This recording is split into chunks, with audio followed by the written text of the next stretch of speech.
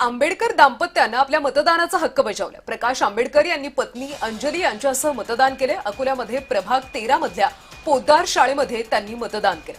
अकोला महापालिकेत वंचितचे स्वबळावर 54 उमेदवार निवडणुकीच्या रिंगणात आहे। प्रकाश आंबेडकर यांनी पत्नी अंजली आंबेडकर यांच्यासह मतदानाचा हक्क बजावला। निवडणुका हा मुळात राजकीय मैदानच आहे, त्याच्यामुळे कुठल्याही स्तरावरची असली तरी ती सत्ता संपादन करणं हे तर कुठेही चालूच राहणार आहे। पण मला असं वाटतं की महानगराची इलेक्शन ही खरी जमिनीवरची लढाई आहे आणि त्यामुळे जमिनीवर उतरून काम करणाऱ्या उमेदवाराला जास्ती प्राधान्य लोक देतील।